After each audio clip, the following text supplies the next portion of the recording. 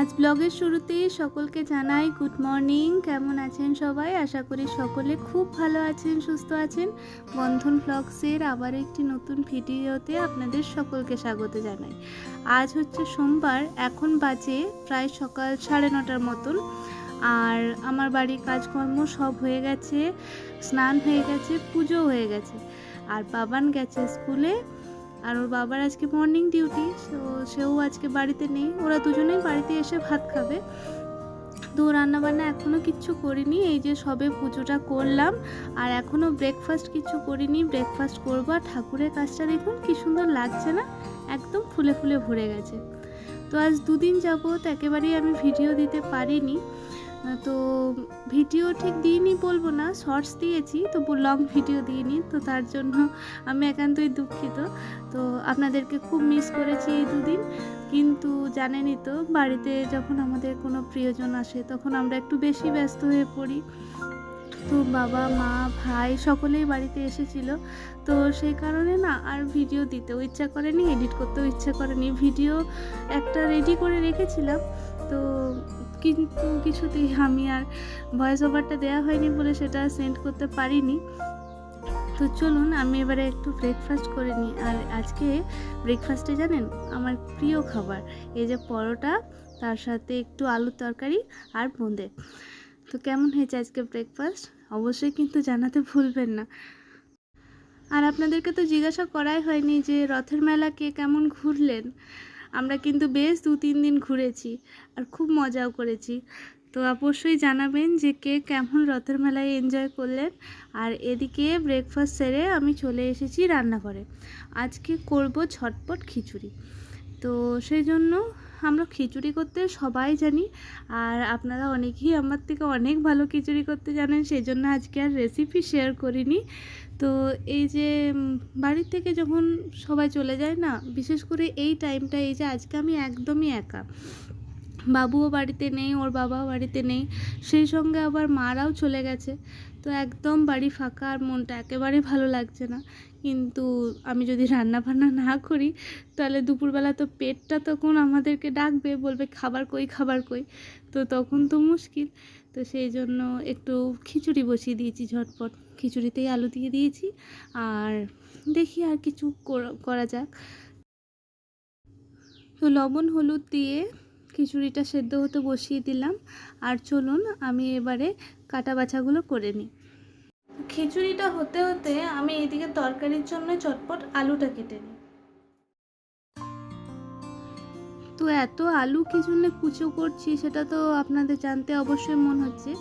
তো আজ একটু চিকেন কিমা আছে, তো এই যে ছোট্ট ছোট্ট করে আলুগুলো কাটছি, এই আলুগুলো দিয়ে আর চিকেনের কিমাটা দিয়ে একটু মানে কষা কষা করে বেশ রান্না করব, মানে একদম শুকনো শুকনো ড্রাই, যেটা খিচুড়ির সাথে খেতে খুব ভালো লাগে। তো আপনারা আমার মতন কে কে এরকম শর্টকাটের রেসিপি করেন অবশ্যই কিন্তু আমাকে জানাতে ভুলবেন না। আর অবশ্যই তো আপনাদেরকে একটা কথা মনে করাতে একদম ভুলে গেছি, যে ভিডিওটি ভালো লেগে থাকলে লাইক কমেন্ট শেয়ার করবেন। আর চ্যানেলে নতুন হয়ে থাকলে অবশ্যই চ্যানেলটি সাবস্ক্রাইব করে পাশে বেল বাটনটি প্রেস করে দেবেন, যাতে পরের ভিডিওর নোটিফিকেশান আপনাদের কাছে সহজেই পৌঁছে যায়। তো আপনাদের সাথে গল্প করতে করতে দেখলেন আমার কেমন ঝটপট আলুটা কাটা হয়ে গেল। এরকম যদি ঝটপট কাজগুলো সব হয়ে যেত তাহলে কি ভালোই না হতো, তাই না? কিন্তু এরকম তো হয় না, আর ভিডিওতে দেখে বেশ মজাই লাগে, কি বলেন? প্রেসারে বেশিক্ষণ কিন্তু আলুটা একদমই সেদ্ধ করব না, কারণ চিকেনটা যেহেতু কাঁচা আছে, তো আলুটা একটা সিটি দিয়ে বন্ধ করে দেবো। আর এদিকে আমি দেখলাম যে চালটা ভালো করেই ধুয়েছি, তো আশেপাশে না বেশ কিছুটা ফেনা জমা হয়েছে, তো এগুলো তুলে ফেলে দিই। এগুলো তুলে কিন্তু আপনারাও ফেলে দেবেন, কেননা এগুলো হচ্ছে চাল ডালের মধ্যে থাকা বেশ ময়লাগুলো। আর এদিকে যে বাসনগুলো জল ঝরতে দিতে হবে সেগুলো জল ঝরতে দিয়ে দিয়েছি। এই যে এগুলো সব ধুয়ে রেখে দিয়েছি, এগুলো শুকনো করে আবার পরে তুলে রাখবো। আর এই দিকে দেখবেন, দাঁড়ান দেখাই, এখানে সব মাসকাবারি জিনিসগুলো এখনও আমার ঢালা হয়নি, তো ওগুলো এবারে ঢালবো। কোনটাতে কি আছে না আছে দেখি আগে, তারপর সেরকম ঢালবো। তো অবশ্যই আপনাদের সাথে শেয়ার করব, আপনারা দেখতে থাকুন।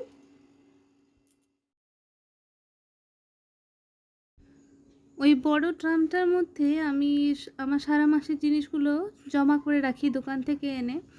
আর এই যে জিনিসগুলো দেখছেন ঢালাঢালি করছি, তো রান্নাঘরে গিয়ে আগে আমি চেক করলাম যে কোন জিনিসটা আছে, কারণ পুরনো জিনিসের সঙ্গে নতুন জিনিসগুলো আবার ঢাললে না সেই জিনিসটা আবার কেমন হয়ে যায়।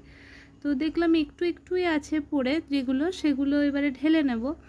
আর আমি কি করি যে যখনই দেখি তেলের ড্রামটা বা অন্যান্য জিনিসগুলো মানে কোটোগুলো যখন একটু ময়লা হয়ে যায় দেখি, তো সেগুলো আমি না ধুয়ে ফেলি।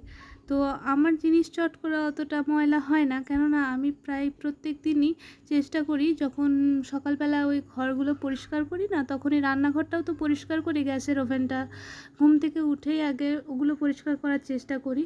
তো যে তাকের মধ্যে যে মশলাপাতি তেল ওইগুলো থাকে কৌটোগুলো, সেগুলো হাতে হাতে না একটা শুকনো কাপড় দিয়ে মুছে নেওয়ার চেষ্টা করি।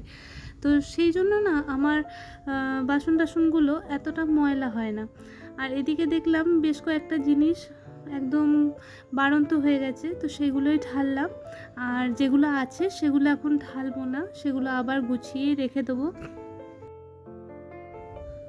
তো বাড়ির সবাই চলে যাওয়ার পর না মনটা বেশ খারাপই লাগছিল, তো ভাবলাম বসে না থেকে নিজেকে যদি একটু এনগেজ করি তাহলে আমার কাজগুলোও হয়ে যাবে, আর এদিকে আর মনটাও অতটা খারাপ লাগবে না।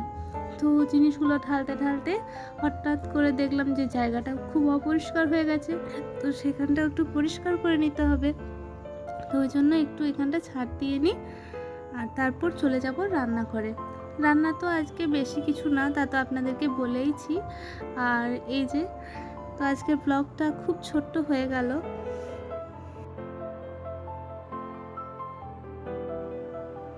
এতক্ষণ পর্যন্ত যারা ভিডিওটি জুড়ে ছিলেন তাদের সকলকে অসংখ্য ধন্যবাদ জানাই। আজকের ভিডিও আপনাদের কেমন লাগলো জানাতে কিন্তু অবশ্যই ভুলবেন না। ভালো লাগলে একটি লাইক করবেন, কমেন্ট করবেন, আর চ্যানেলে নতুন হয়ে থাকলে অবশ্যই চ্যানেলটি সাবস্ক্রাইব করে দেবেন। আপনাদের সঙ্গে দেখা হচ্ছে আবার নেক্সট ভিডিওতে। ততক্ষণ সকলে ভালো থাকুন, সুস্থ থাকুন। ধন্যবাদ।